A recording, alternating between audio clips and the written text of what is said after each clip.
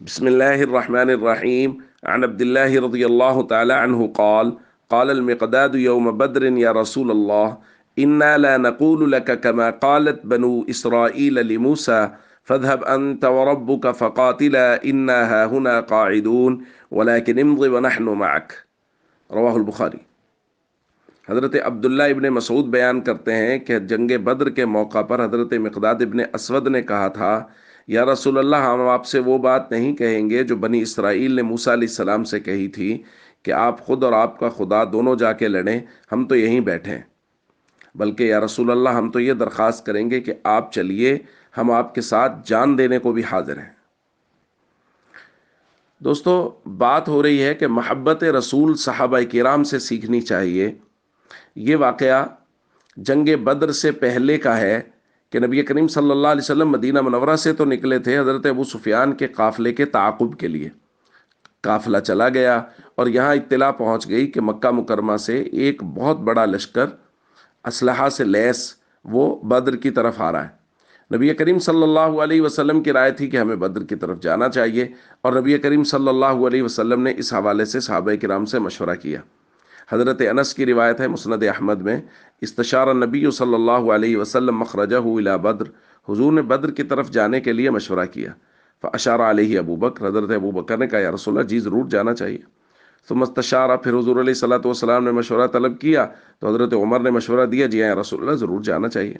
ثم استشارہ، پھر حضور نے کہا ہاں جی کوئی اور مشورہ دے۔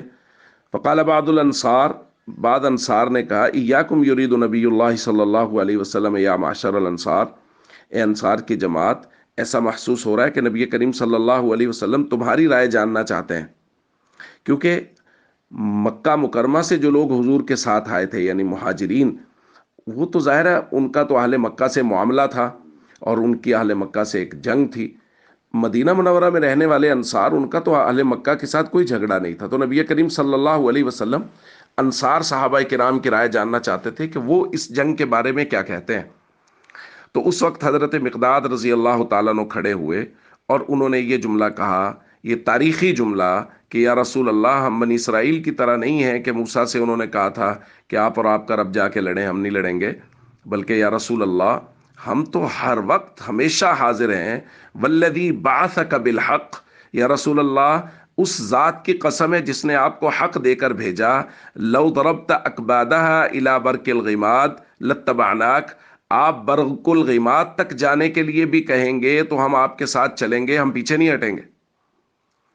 حالانکہ موقع بڑا عجیب تھا دوستو، یعنی صحابہ کرام کے پاس اسلحہ نہیں ہے، جنگ کی تیاری نہیں ہے، اور دشمن کے مقابلے میں تعداد بھی بہت کم ہے، یہ 313 ہے، وہ 1000 ہیں، ان کے پاس بھرپور اسلحہ ہے، جنگی ساز و سامان ہے، ان کے پاس جنگی ساز و سامان نہیں ہے۔ لیکن جب اللہ کے نبی صلی اللہ علیہ وسلم نے کہہ دیا تو یا رسول اللہ بس آپ نے کہہ دیا، ہم حاضر ہیں، اب پیچھے ہٹنے والے نہیں ہیں، جہاں تک آپ کہیں گے، جیسا کہیں گے ہم لڑیں گے۔ تو بھائی، محبت رسول نبی کریم صلی اللہ علیہ وسلم سے جو محبت صحابہ کرام نے کی ہے، ہمیں ویسی محبت کرنی چاہیے۔ جان کی قربانی، مال کی قربانی، جذبات کی قربانی، صحابہ کرام نے کسی سے بھی دریغ نہیں کیا۔ اب آج کے دور میں ہم کیا کر سکتے ہیں محبت رسول میں؟ تو اس کے لیے اتباع رسول ہے، نبی کریم صلی اللہ علیہ وسلم کے طریقوں کے مطابق زندگی گزاریں، فرائض اور ارکان اسلام کی پابندی کریں اور مکمل اسلام پر چلنے کی کوشش کریں۔ السلام علیکم ورحمۃ اللہ وبرکاتہ۔